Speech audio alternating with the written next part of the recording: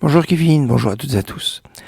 Dans les slichot que l'on fait actuellement, notamment dans le rite séfarade, on peut dire que généralement il y a une structure fondamentale.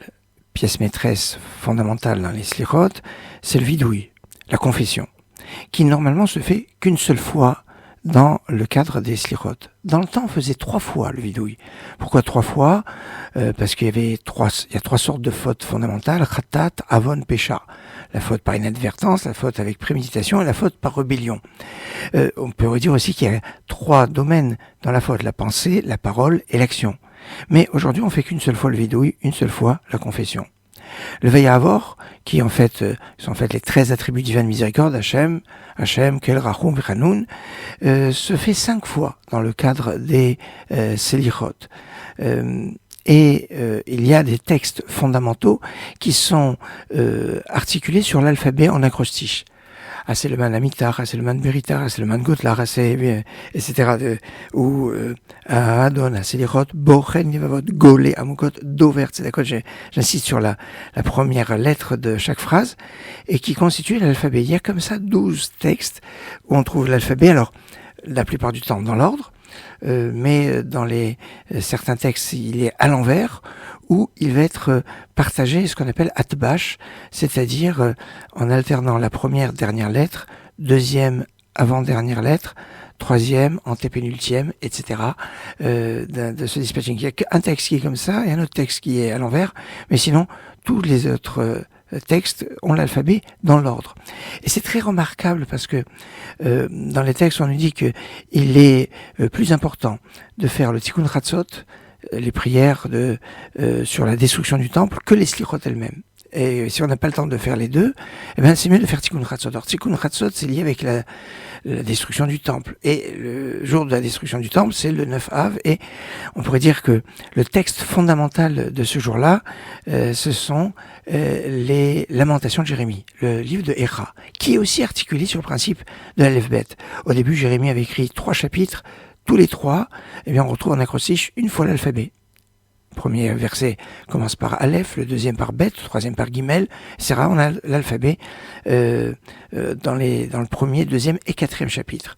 Le roi va détruire cette Megillah et Yirmiyahu va réécrire.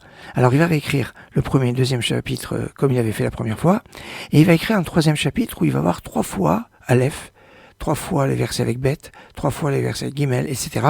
Donc on va retrouver 3 fois l'alphabet, mais qui vont se suivre. Et il va rajouter un 5e chapitre où on ne retrouvera plus l'alphabet, mais il y a 22 versets, comme les 22 lettres de l'alphabet. Très remarquable, parce que ce 5e verset de Héra, donc qui conclut, on pourrait dire, les 7 alphabets qu'il y a dans la Megillat Héra, et bien ce texte-là, le 5e chapitre des Lamentations de Jérémie, figure dans le Tikkun Chatzot. Et dans le Tikkun Chatzot, donc ces prières sur la destruction du temple, qui est fondamentale, eh bien, c'est, on pourrait dire, l'introduction au slichot. Et là, il y a quelque chose qui est assez étonnant.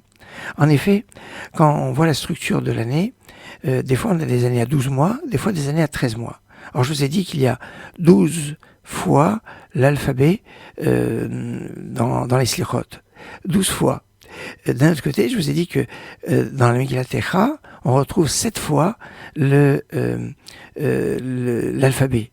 7, c'est le nombre des années sur une période de 19 ans où il y a 13 mois dans l'année. Alors 13, comme les 13 attributs divins de miséricorde sur 7 années, comme les 7 alphabets qu'il y a dans les Lamentations de Jérémie, et d'un autre côté, 12 années à 12 mois, comme les 12 alphabets que l'on retrouve dans les Selichot.